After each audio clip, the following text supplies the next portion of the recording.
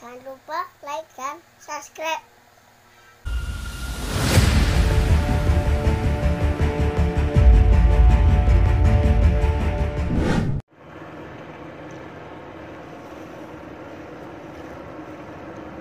Assalamualaikum warahmatullahi wabarakatuh. Bismillah, tawakkaltu ala Allah, la haula wa la quwwata illa billah. Asyhadu an la ilaha illallah wa asyhadu anna Muhammadar Rasulullah. Allahumma salli ala sayyidina Muhammadin wa ala alihi wa sahabatihi ajma'in, amma ba'd. Mohon maaf kalau suaranya ini nggak lepas, seperti tertahan, memang masih dalam proses penyembuhan. Ya, mudah-mudahan semakin hari semakin lancar. Tapi segini cukup kedengaran nggak? Separuh-separuh kedengaran, ya udahlah. Ya, mohon doanya aja dah, mudah-mudahan. Bismillahirrahmanirrahim. Qila li ba'di salihin. Ada seorang yang saleh ditanya, qila li ba'di salihin, ada orang saleh ditanya, hal ra'aita rabbaka, apakah kamu sudah pernah melihat Tuhanmu?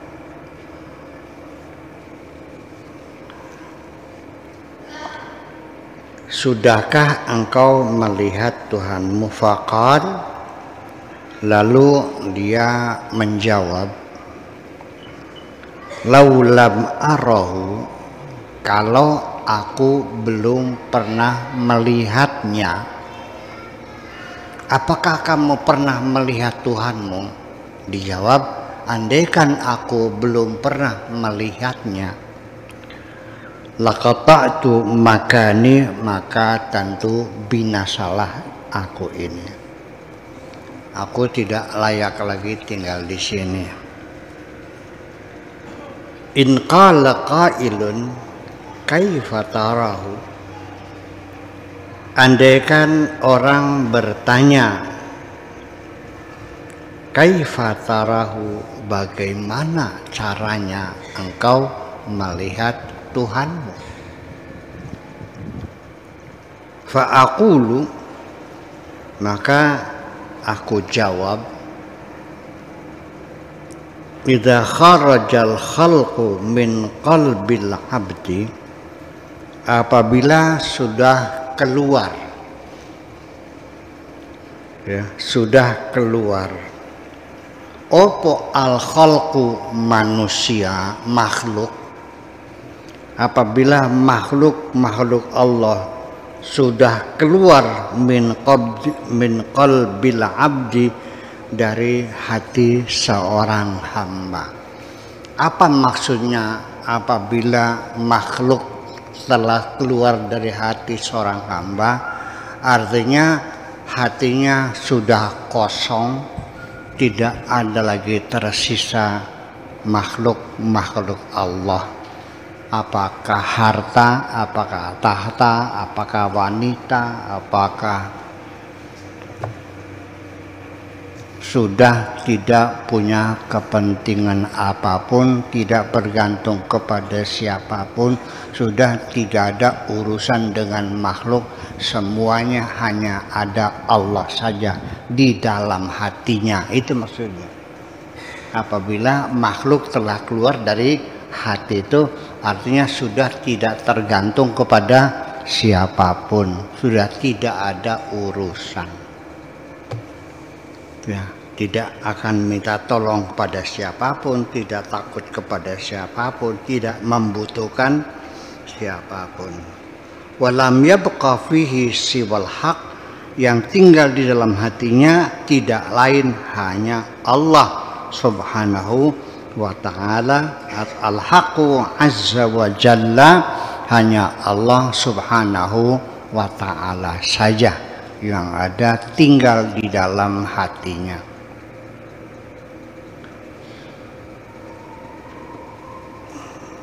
bi rabbihi wa yuqarribuhu kama yasha'u yurihi, ya, dengan Tuhannya itu, wa yuqarribuhu, dan dia akan mendekatkannya, kama yasha, seperti apa yang dikehendakinya. Yurihi batinan, akan memperlihatkan kepadanya secara batin, artinya melihat Tuhan dengan mata batinnya.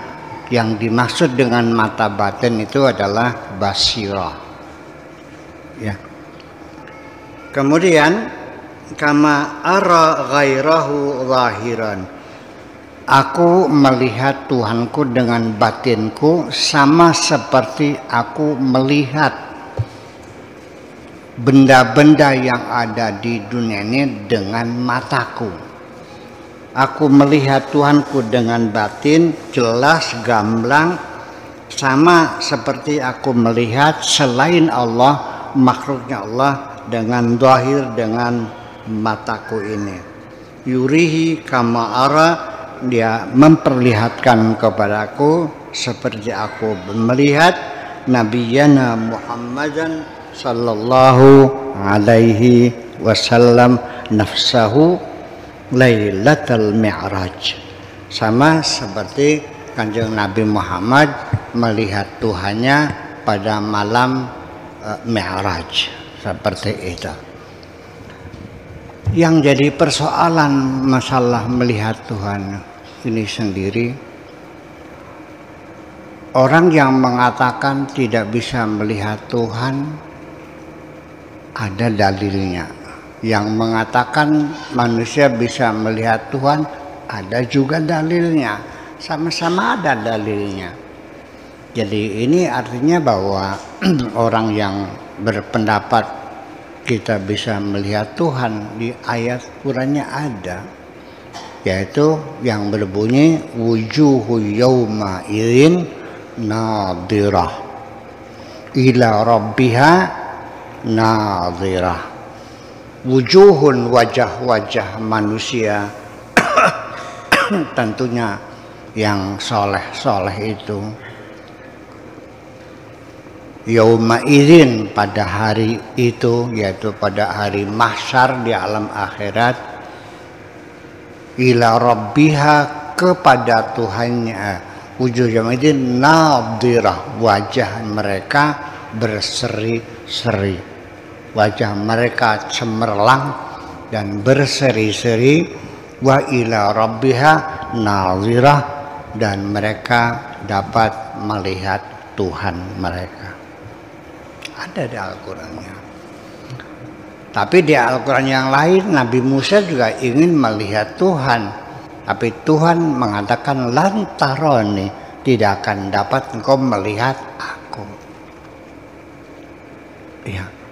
Nabi Musa yang kena maksa, maka Tuhan mengatakan, ya sudah, kalau kamu maksa, aku akan tampilkan, tentunya bukan zat Tuhannya tapi kekuasaannya, kepada gunung. Lihat saja gunung, kalau gunung bisa bertahan tidak bergerak, ya engkau bisa melihat. Tetapi ketika Tuhan tampil kepada gunung dan gunung itu meledak, Nabi Musa jatuh tersungkur dan dia mengatakan, aku bertobat, akulah orang yang pertama-tama beriman. Di situ ketidakmungkinan mata kita melihat Tuhan. Jadi artinya saya sependapat dengan itu, bahwa mata kita didesain, disetting bukan untuk melihat Tuhan. Tuhan tidak akan bisa dilihat dengan mata kita. Kalaupun melihat tentunya dengan mata batin kita atau dengan basirah, bukan dengan basar. Karena zat Tuhan itu ya tidak bisa dilihat. Ada, pasti ada. Seperti kamu melihat sholat, Bisakah engkau melihat sholat? Pasti tidak bisa. Sholat itu bukan sesuatu yang bisa dilihat. Nggak ada sholat itu. Dalam artian tidak bisa dilihat. Sholat itu apakah bendanya hitam atau putih atau merah, besar atau kecil, bulat atau lonjong, kan nggak bisa sholat itu. Jadi sehari-hari yang kau lihat itu bukan sholat, tapi orang yang sedang melakukan sholat. Sholat ada nggak? Ada. Di mana adanya? Baru kita lihat keberadaan sholat pada saat kita melihat orang sedang melakukan sholat. Betul nggak? Demokrasi di suatu negara ada nggak? Ada. Mana buktinya? Buktinya banyak partai-partai bisa berdiri dan mempunyai hak untuk berkumpul dan bersuara. Orang demo nggak dibunuh, nggak ditembak kok. Ya, berarti demokrasi ada nggak? Ada. Presiden dicaci maki, dijelek-jelekin, ditangkap enggak? Enggak. Berarti demokrasi ada enggak? Ada. Di mana adanya? Di sana. Yang nggak bakal ada. Di keranjangnya Pak Jokowi ada nggak? Ya nggak ada. Demokrasi itu adanya dalam pikiran kita sebagai satu konsep. Paham beli? Jadi fenomena yang kau lihat sehari-hari itulah yang meyakinkan bahwa demokrasi ada. Ya, tapi kalau dulu sebelum reformasi, orang ceramah salah ngomong aja nggak pulang. Nggak pulang kok. Ya, sampai jembatannya dipatahin. Iya kan? Seorang mubalik datang sendirian nggak ada pendengarnya. Saudara-saudara sekalian, kapal udara di talian sendirian aja. Nggak ada, soalnya jalannya udah disekat semuanya.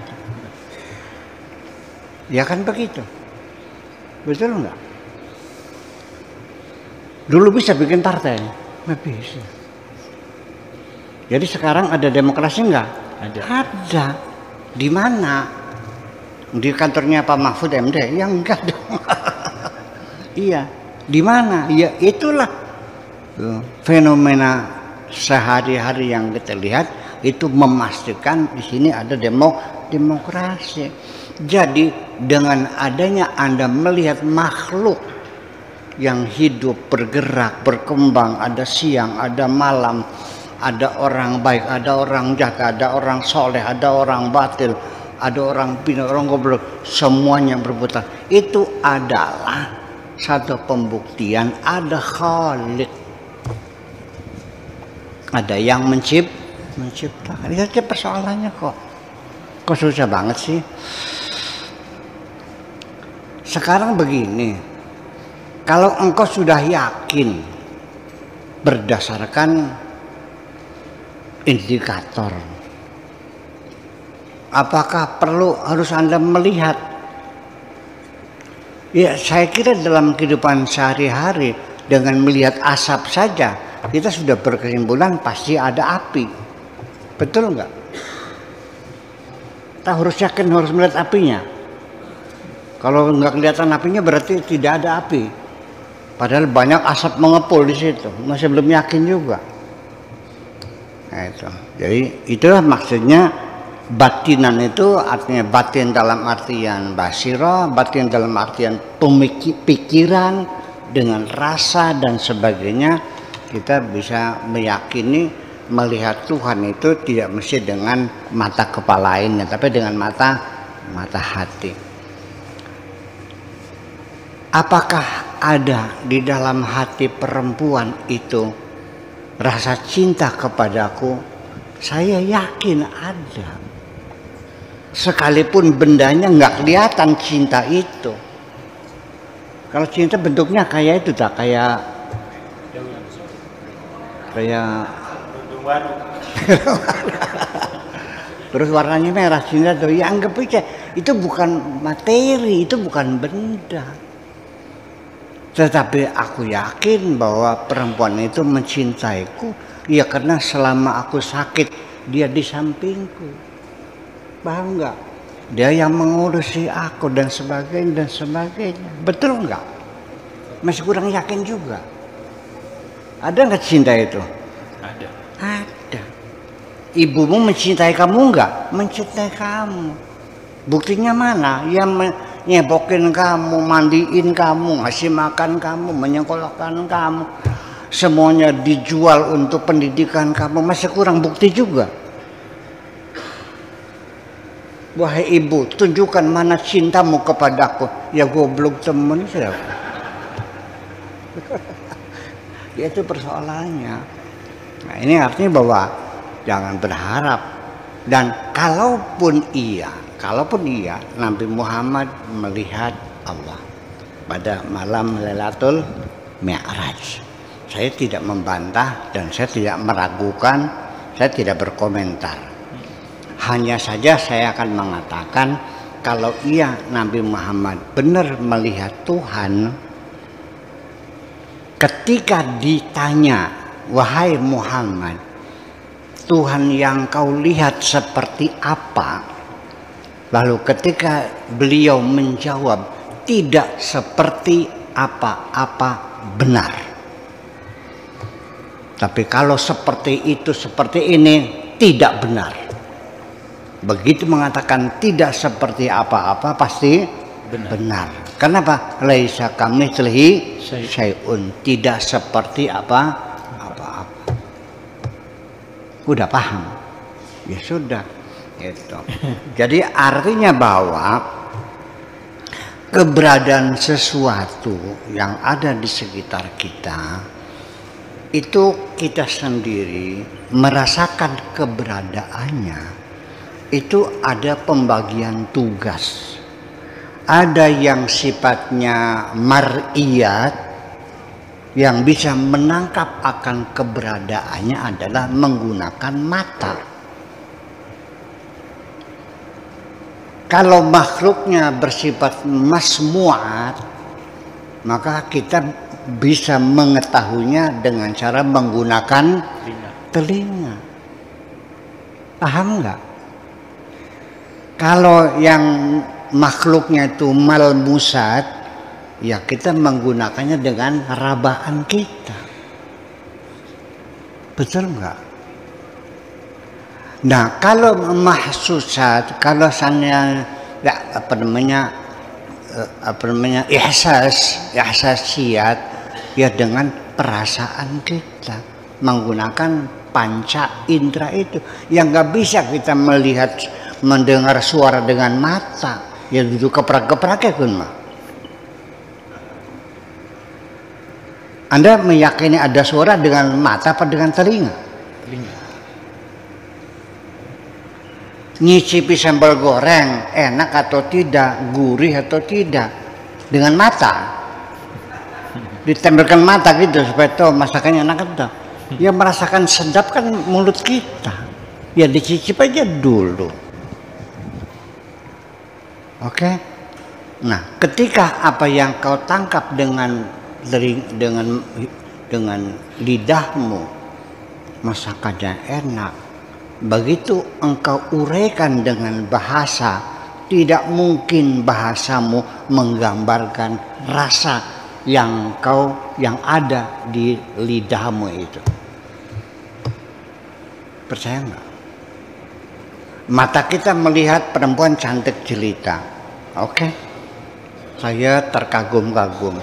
Lalu saya ceritakan kepada Pak Afkar, orangnya begini, hidungnya begitu, telinganya begitu, begini, sampai 3 hari 3 malam ceritakan. Sama nggak dalam imajinasi dia? Enggak. Percaya nggak? Sini ada 100 pelukis yang pelukis mahir, ya saya ceritakan. Silakan Anda lukis kesan apa yang Anda terima dari penjelasan saya. Gambarnya sama enggak? Tidak. Kalaupun Anda melihat orangnya, Anda tidak akan mengenalinya kok. Jadi bahasa yang kita pakai menyampaikan pengalaman-pengalaman yang terdengar, yang terlihat, itu pun hanya sebagai pengantar saja. Bukan suatu kebenaran yang pasti. Apalagi Tuhan. Pengalaman saya bertuhan tidak akan sama dengan pengalaman Pak Tato bertuhan. Betul nggak? Iya. Betul nggak? Betul, betul. Ya, iya. Pasti tidak akan sama. Nah itulah makanya ini kasus masalah melihat Tuhan tetap sampai sekarang menjadi masalah dan tidak pernah ada kompromi antara yang pro dan kontra, antara Mu'tazilah, Ahlussunnah wal Jamaah dan sebagainya sampai sekarang. Oke lah, kita tidak akan berpihak pada siapapun. Mangga, saya tidak akan mengkafirkan orang Mu'tazilah, menyalahkan Ahlussunnah wal Jamaah. Ya sudahlah, yang penting dalam beragama bagi saya adalah konsekuensi dari keyakinanmu itu. Kalau engkau yakin ada neraka, saya bertanya, kenapa Anda korupsi? Sok jawab dulu. Betul nggak? Kalau ya Anda yakin ada sorga dan Anda mengatakan ingin masuk sorga, kenapa anak yatim piatu di sekitar rumah tidak kau santuni? Jawab dulu. Ini persoalan besar. Betul nggak? Iya. Nah iya persoalannya. Jadi bertuhan nggak kamu nih? Jangan-jangan Anda selama ini baru beragama, tapi belum bertuhan. Jadi bagus mana beragama atau bertuhan? Ya bertuhan dong. Banyak mana di dunia orang beragama dan bertuhan? Ya banyak beragama. Tidak banyak orang bertuhan. Tetapi yang bagus, paling bagus mana? Yang paling bagus yang beragama dan bertuhan. Itu saja persoalannya. Ya pukul.